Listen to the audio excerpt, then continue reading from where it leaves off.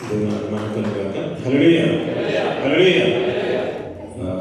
అందరికీ కూడా క్రిస్మస్ శుభాకాంక్షలు. ప్రత్యేకంగా స్త్రీల సమాజానికి హృదయపూర్వకంగా సంఘ తరపున నా తరపున కుటుంబం తరపున క్రిస్మస్ శుభాకాంక్షలు తెలియజేస్తున్నాను. ప్రభు యొక్క సంతోషకర సువార్త సునాదము మీ కుటుంబాల్లోనూ మీ జీవితంలోనూ అత్యధికంగా ప్రతి సంవత్సరం వర్ధిల్లినట్లు ఆయన సంతోషము బ్రతుకులమంతా కూడా మీ హృదయాలు కొనసాగినట్లు ప్రత్యేకంగా శుభాకాంక్షలు తెలియజేస్తున్నాను. నీ కొరకు మా కుటుంబం తరపున కూడా ప్రత్యేక వందనాలు తీసుకొచ్చాను. ప్రియుల గ్రీటింగ్స్ అంటే ఎప్పుడు కూడా క్రిస్మస్ సందేశం మన పుట్టుక నుంచి ప్రతి క్రిస్మస్ సందేశం వింటూనే ఉన్నాం.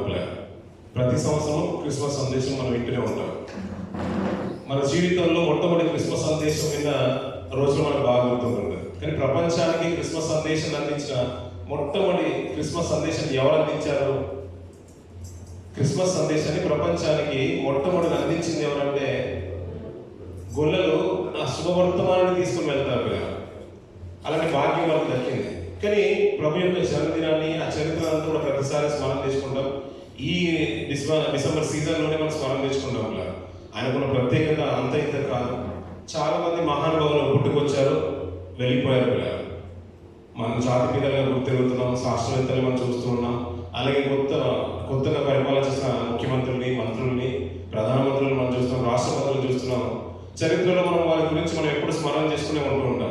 ఆ తరంలో ఆ సంవత్సరంలో మొట్టమొదటి ప్రధానమంత్రి ఎవరంటే మనం టక్కని చెప్పేస్తాం. మన తెలుగు రాష్ట్రానికి ఇప్పుడున్న ముఖ్యమంత్రులు ఎవరంటే మనం టక్కని చెప్పేస్తాం.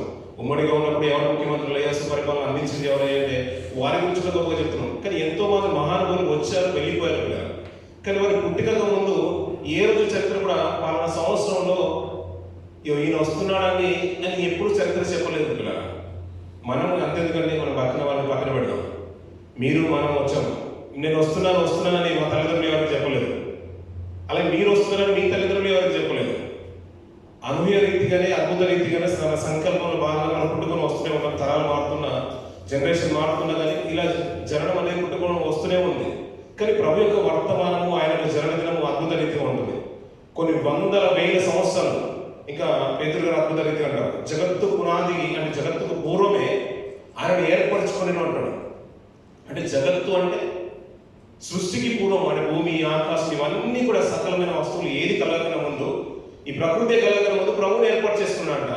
కానీ ఆయన ఈ భూమికి రాబోతుంది అని అనేకమైన శాస్త్రవేత్తలు మొదలుకొని, ప్రవక్తలు మొదలుకొని, పితరులు మొదలుకొని, పెద్దలు మొదలుకొని, దూతలు మొదలుకొని అనేక వర్తమానాన్ని అందిస్తూనే ఉన్నారు పిల్లలు.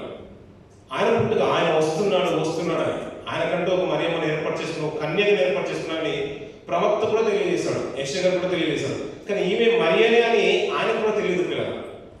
కానీ ఆయన వచ్చే వరకు ఒక ప్రత్యేకమైన స్త్రీ కావాలనుకున్నాడు, పరిశుద్ధురాలు కావాలనుకున్నాడు. అందులో భాగంగా మరియమ్మను ఎన్నుకున్నాడు పిల్లలు. ఆయన కాలం చేసి వెళ్ళిపోయిన తర్వాత ఇప్పుడు అమ్మ ఇదిగోని కుమారుడని ఎవరిని అప్పచెప్పాడు? యోహాను గారికి అప్పచెప్పేశాడు. ఇప్పుడు తదనంతరం ఇప్పుడు ఆయన కుమారుడు కాదంటే ఇప్పుడు మరియమ్మ కూడా ఆయన కుమారుడు కాదు. ఇప్పుడు ప్రపంచానికి, మరియమ్మకు, తన తల్లిదండ్రులకు, యోసేపు గారికి, మనకు కూడా ఇప్పుడు ఆయన ప్రభువే. ఇప్పుడు అందరికీ ఆయన ప్రభువే. రక్షణ ఆయన ఆధీనంలోనే ఉంది.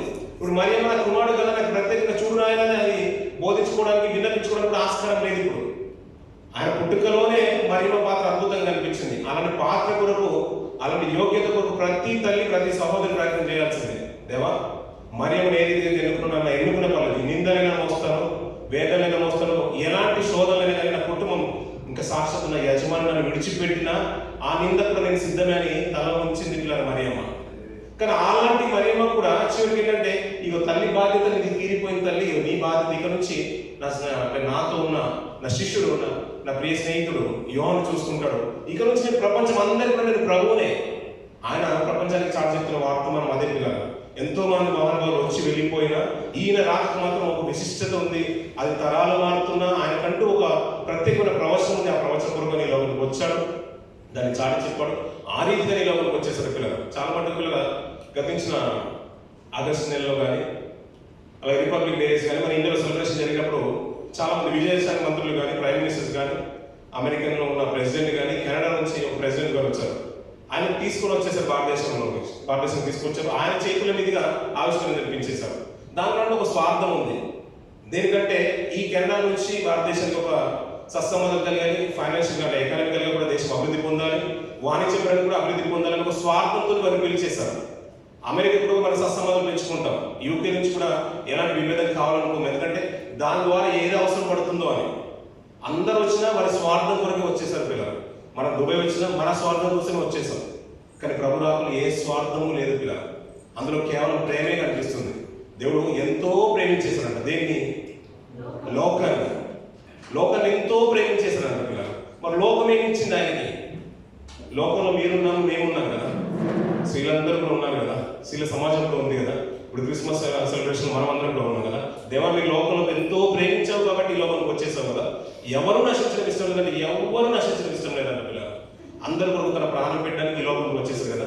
మరి లోకం ఎంత ప్రేమించింది ఆయన? ఈ క్రిస్మస్ దినాల్లోనే ప్రేమిస్తూ వదిలేస్తామా, లేక బ్రతుకులం అంతా ఆయన ప్రేమిద్దామా? ఆయన మనల్ని ప్రేమించి తన ప్రాణం పెట్టేసినంట. తను విడిచిపెట్టుకోకూడని భాగ్యాన్ని విడిచిపెట్టుకొని మన కోసం తగ్గింపు జీవితాన్ని, మనకు మాదిరికరణ జీవితంగా చూపించి వెళ్ళిపోయాడు. మరి ఈ లోకంలో ఉన్న మనము ఆ పరమాత్మని, ఆ ప్రభుని, ఆ రక్షకుని, ఆ బాలుడైన యేసుని ఎంత ప్రేమించగలుగుతాం పిల్లలు? అది క్రియల్లోనే చూపించేసేది, మాటల్లోనూ పాటల్లోనూ మన వేషధారంలోనూ చూపించేది కాదు కదా పిల్లలు. మన బ్రతుకాలం అంతా కూడా ప్రభువుకు ఆయన ప్రేమించారు కదా. దేవాన్ని ప్రేమించేసి కూడా నీ ప్రాణం పెట్టేసావు కదా, అంతకంటే ఎక్కువ మేము ప్రేమించగలుగుతామని మరియమ్మ రుజువు చేసింది. ఎన్ని నిందలైనా పర్లేదు, నేను స్త్రీగా ఉన్నాను అనుకున్నాను కానీ అయినా పర్లేదు, అది ఖడ్గం దూసుకుపోయినట్టుగా ఎన్ని నిందలు నాకు వచ్చినా అది హృదయంలో తను భద్రం చేసుకున్నట్టు పిల్లలు. తన భర్త విడమనాలనుకున్నాడు. తన సమాజం అంతా కూడా హేళన చేసింది. చుట్టూ ఉన్న వారందరూ కూడా హేళన చేసింది. అందరినీ భరించలేక కొన్ని రోజులు దాక్కున్న పరిస్థితులు కూడా కనిపిస్తూ ఉంటాయి పిల్లలు. అవన్నీ కూడా మోసింది, ఎందుకంటే రక్షకుని లోపలికి తీసుకురావాలనుకుంది. మనందరూ ప్రయోజన పాత్రగా, దేవుడికి అర్హమైన పాత్రగా వినియోగపడ్డారు పిల్లలు. అలాగే ఈ రోజుల్లో ఆయన నిందను మోస్తున్న క్రైస్తవులైన మనమైనా, స్త్రీల సమాజమైనా, యవనస్తులైనా కానీ ఆ నిందను భరించడానికి సంసిద్ధంగానే ఉండాలి. ఆయన భరించి, ఆయన ప్రేమించాడు కాబట్టి భరించేశాడు. నువ్వెంత ప్రేమిస్తున్నావు, ఎంత భరించగలుగుతున్నావు? ఒక మాట వస్తే దానికి వేరే కోణంలోనే ఊహల్లోకి వెళ్ళిపోతాం మనం. లేదు ఇది నన్నే అన్నారని కాదు కదా పిల్లలు. మరి ఏమనుకోవాలి ఇప్పుడు దీని విషయంలో? ఎన్ని క్రిస్మస్ జరిగిపోయి ఉంటే మన బ్రతుకులం అంతా కూడా ఒక క్రిస్మస్ యొక్క పరమాత్మను మన బ్రతుకులు చూపిస్తూ ఉంటే మన బ్రతుకులు అద్భుతమైన రీతిగా ఉంటాయి పిల్లలు. ఆ రీతిగానే మనం కొనసాగాలని మనస్ఫూర్తిగా కోరుకుంటున్నాను. మరొకసారి స్త్రీల సమాజానికి నిన్న ఉదయపూర్వక వందనాలు తెలియజేస్తూ హ్యాపీ